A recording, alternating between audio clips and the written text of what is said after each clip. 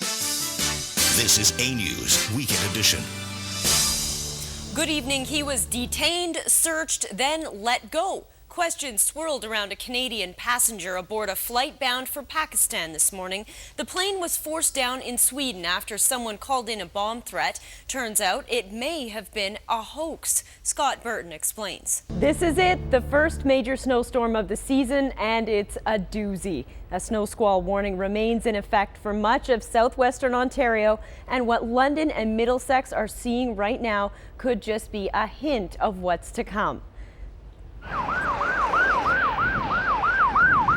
The moderate snowfall picked up in intensity early this afternoon, and emergency crews have had a number of accidents to contend with, including this jackknife tractor trailer at the eastbound 401 and Colonel Talbot. It's not known if there were any injuries. Elsewhere, minor accidents caused all kinds of slowdowns, including this backup along the 401 in the Highbury area. Environment Canada says squalls could bring between 15 and 30 centimeters of snowfall over the next 12 hours. Most of the snow is expected to fall this evening. If the squalls remain stationary, it's possible the area could receive up to 50 centimeters by Tuesday morning. The City of London has issued a media release saying salters and plows were already out on the streets this morning and that sidewalk plow units are standing by. Well, now's a great time to bring in Melissa with a closer look at this storm and the system and how it's developing. Melissa. Oh, thanks, Lynn. Earlier today, London police were telling drivers don't go on the roads unless it's absolutely necessary. But many of us have to get to work, to appointments, or just get out. And that added up to a lot of drivers skidding into problems. Our Lynn Bullock took to the roads with a driving expert to catch the best and the worst. Lynn? Yes, our expert did catch many drivers behaving badly, and the collision statistics prove it. Yesterday, London police say they had 64 collisions reported to them here locally, and today the number's going to be double that and counting. Here's a look at some of the bad drivers we caught on tape. Spinning wheels, skidding through traffic. That's what too many drivers were doing today for no real reason. Crazy. What are they doing? They're just sliding everywhere. And I think the one thing they can do is think. And most drivers don't do that. Steve Clark is an instructor with young drivers. We took him out on the road to observe how London drivers were doing. We saw several people trying to get moving from a dead stop by just hitting the gas. And it's not going anywhere, so I'll give it more gas. And it's not going anywhere, I'll give it more gas. And they're not getting anywhere. And that's how you get stuck. Stamping on the gas pedal is the most common mistake, or just moving too fast and staying too close. It's this pack behavior that's bound to cause a collision or a near miss. We also saw lots of folks following too close. They were driving in packs of cars. If something went wrong somewhere, none of them had anywhere to go. They were all trying to get somewhere, but in this city, the snow's making things slick and stressful. They're moving a car through the intersection by pushing it. Yeah. This is clearly one of those days where we should not be out. It's ridiculous. And I actually came from Toronto this morning, and it was fine there. There's a little bit of snow, but not like this. This is above average, so it requires more attention to your driving technique.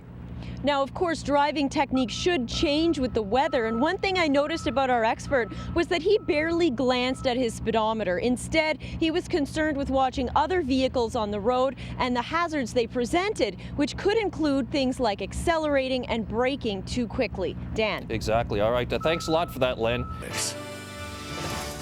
An alleged terrorist living in London. A local doctor is one of 3 Canadians arrested by the RCMP. This is A News at 6. Good evening. A London man is in RCMP custody tonight in connection with an alleged international terrorism plot, one we first learned of yesterday following 2 arrests in Ottawa. Dr. Karan Sayed Sher of Byron was arrested this morning, and today officers carted boxes of evidence from Sher's home on Bramblewood Street. Lynn Bullock was at the scene all day and has more. Karan Sayed Sher lives in this grey house, but there's no telling when he'll be coming back. London police and RCMP arrested him early this morning before 7, and later on members of his family let them inside. An unusual scene in London. RCMP leaving this home with boxes of evidence in connection with a terrorist plot. When we're driving in your car and you're talking to me. The 28-year-old, seen here clowning around 2 years ago on season 6 of Canadian Idol, is now facing terror charges stemming from a year-long investigation. Investigators have grounds to believe that Iwa Mohammed Alizadeh, Misbahuddin Ahmed, and Horan Sayed Sher form part of a terrorist group as it is defined in the Criminal Code of Canada, and were participating in terrorist activity in relation to that group within Canada. Those who met Scheer are in shock. The graduate of McGill University is on staff as a pathologist at St. Thomas Elgin General Hospital. At this point, it is very early to tell how we are going to proceed. We have to do some consultation and determine what the best course of action is going to be. Neighbors say Scheer lives with his mother, wife, and children. They welcomed him to the neighborhood. Some neighbors say they were actually relieved when the Scheer family purchased this home in July. They'd had problems with the previous residents, but they never expected their new neighbors might be involved in a terrorist network. He just happened to ask me about the school here, and my kids go to one of the public schools here. Right. So I just mentioned the school was good, and that's all. For them to be arrested, it is good. That's the good part of it. Of course, they could be living there without knowing anything. That was worse than now, right? At least they were arrested. Now, still more questions swirling around exactly who Scheer is. The St. Thomas Hospital CEO says they don't run criminal background checks on doctors, and we don't know if the accused has a criminal past. Back to you. Thank you very much. Lynn Bullock live at the scene. We'll have more on the investigation later on in our cast. Good evening. From a hurricane to the heat, the weather is making news tonight. Later, we'll have more on Hurricane Earl's progress towards the Maritimes. But first, what's going on outside here right now?